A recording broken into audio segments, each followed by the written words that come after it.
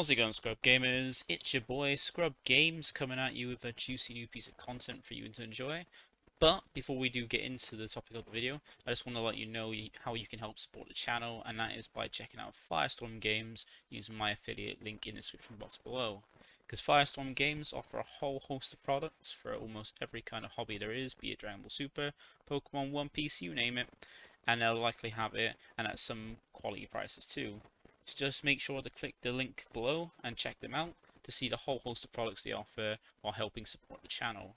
And also, remember, there's another way to help out the channel, and that's by dropping a like, leaving a comment on the video, and best of all, hitting that subscribe button to keep up to date with my content when it drops. Because I'm still on the road to 1k subs, I'm looking to hit that by the year's end. But now we've got all that sorted, let's dive into the topic of the video. Right then, Scrub Gamers, as it says from the from the start screen, what we're going to go through is a quick review of the Cellmax deck, the promo lead you get when you go to a pre-release for the new set 22 Critical Blow, and it's a red one being Cellmax, so we get a Cellmax lead, so we actually do get a lead as well, and some Cellmax cards for an archetype as well. It's not too many for this one because it's the promo lead, but it does have some support in the TP and in the set as well. And even one card that's specifically for this deck as well in the set, which is nice to see. So let's have a look and kickstart off. So starts off as Cellmax, just a red Cellmax, being an Android and Red Ribbon Army leader, so gets the benefit of anything that requires a Red Ribbon Army lead, but only, well, if it specifies red, it gets the benefit of red. If it doesn't specify, it gets the benefit of that. And its auto on its front side is when this card attacks, draw one card, then add to one card from your life to your hand. So take your own life, so you can gain 2 cards a turn. Drawing a card when you attack, draw a card, take a life. But then when you're on turn 1, you don't get any benefit from that because you can't attack turn 1 unless you're going second. And its Awaken is simply just when you last 4 or less, draw one card, untap an energy, switch to active mode, and flip over. So unlike the other two we saw, the other ones we saw are basically just defensive awakenings where they just draw 2 but they've got an alternate awakening condition. Cellmax though is just you need to get under 4 to awaken, and then you draw 1, untap 1 energy and then flip over, so you get an extra energy unlike the other 2 decks. And you've got a way to get yourself under 4 without relying on your opponent by the auto attacking, being able to take a life as well after drawing. So that's the way, and then when you flip over, you are then Cellmax devouring the earth. You're now 15k. Your auto is changed, so your auto still draws your card, but now it's got a requirement to draw that isn't attacking. It's more more work to actually get this going, but you can potentially draw on both players' turns. And that is for the auto once per turn. When the power of one of you or your opponent's battle cards is decreased, draw a card. So if you decrease your opponent's card in your opponent's turn, you get a draw. If you do it in your turn, you get a draw, so you can potentially draw on your player's turn, which is quite nice. Then you also never skill being activate main, which is also once per turn, and that is place one of your red battle cards in your drop as the cost.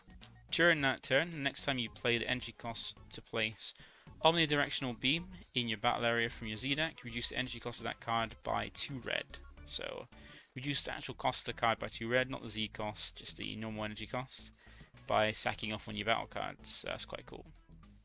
You might be thinking now, what does Omnidirectional Beam do? Well, let's have a look, because it's the next card, the other card you get with the Z leader, or the leader.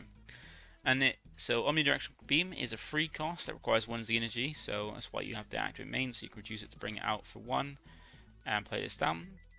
So you got a way to reduce it so it's a 1/1 rather than a 3/1.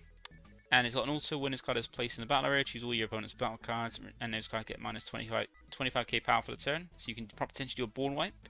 Doesn't affect anything in your through barrier, which is a shame. Probably should, since it's a big boss cell. Probably should do, but then I don't like to hit things through barrier for red too much. So that's quite cool. So that can trigger the draw as well when you play it out. And you got the activate battle, which is limit 1. If you have 4 more energy, so a later game effect.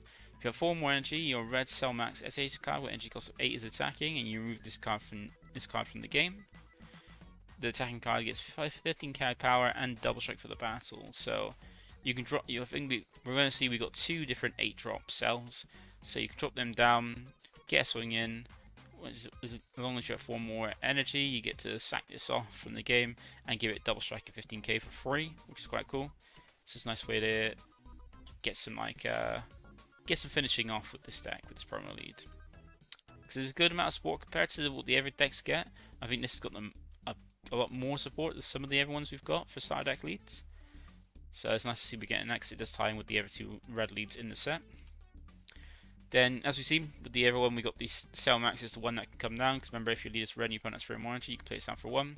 Then you can use it as a way to defend yourself, or just when it attacks, you can yeah, when this card attacks, you can switch it to active mode, and then it gets itself minus 15k power for the turn at the end of the battle. So you can get two attacks with it, like one 25k swing and then one 10k swing after it, but then it's gone after that.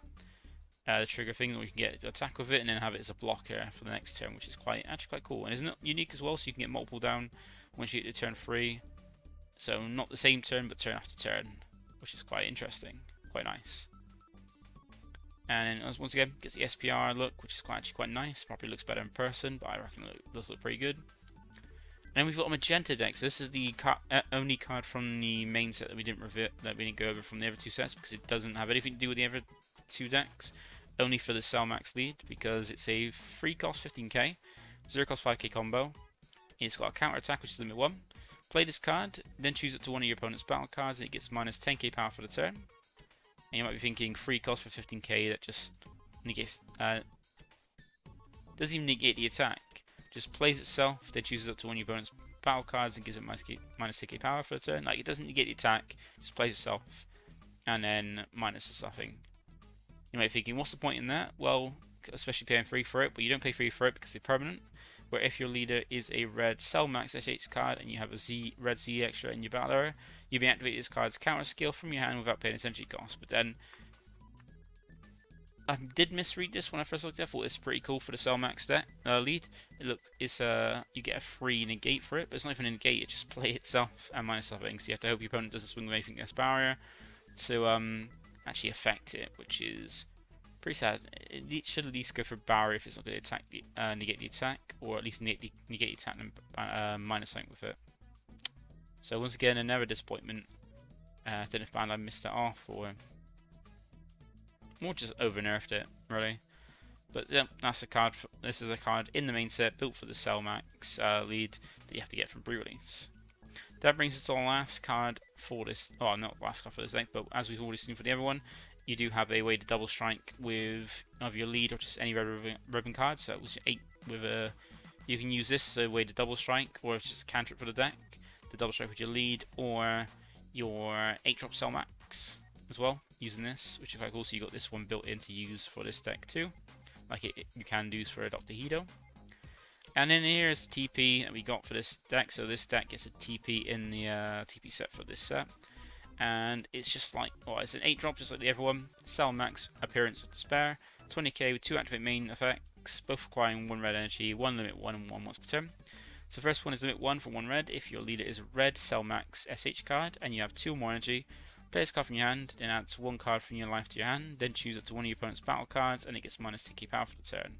Once again, not hitting for barrier, but still minusing. Oh, you take life as well, so you can awaken as quickly as possible to flip over to your Awaken side and gain you more cards, and then have this 8 cost stat you can just attack with as well for this 1. You don't have to take a life, it's add up to 1, so you can choose to take no life. Then it's got never activate main, then once per turn for 1 red. If you have 3 or more energy and you place 1 red ribbon army card in your drop, so I'm guessing that's from the battle area, since it doesn't specify from where. If it doesn't specify from what area, then it's always referring to the battle area. You get this, so that's the cost. The effect is switch this card to active mode, then choose up to one of your opponent's battle card and give it minus 10k power for the turn. So any 1 red ribbon army card in your drop from your battle area, so you can play it as the Magenta, draw 1 and send it off if you don't need it for double strike. And then be able to switch this card to active mode so you get a second attack at least 20k base. And then minus it by 20k as well. This is a pretty good TP for it. Cell Max deck does look interesting, but it's just generic red stuff with these few little pieces it's got that work well together and are quite cost effective for this deck. So that is basically it. So we go, Cell Max. So that's it for the deck. I think this one is just gonna go on. I feel it could be free. People probably rate it like a 4. Let me know what you would rate this at from 1 to 5. 1 being broken, well, being like a very like a tier 1 deck in the format, and 5 being trash. I would rate this as a 3. I reckon this is pretty decent, but I imagine some people might rate it as a 4 as well instead, because it's got a few little things. It doesn't do much that Ever Red decks can do, but I do like it. It just looks quite interesting to me. So that's it for this one. Quite a short one because it's just covering over the previous lead and also the little bits it does get. So that's all from today. So once again, thanks for watching. Feel free to like, comment, and subscribe. And I'll check you out in the next one. We'll go over the blue decks, what I'm looking forward to, because one of them is my favourite character. So that'd be cool. So, look out for that, and I'll see you then. Bye for now.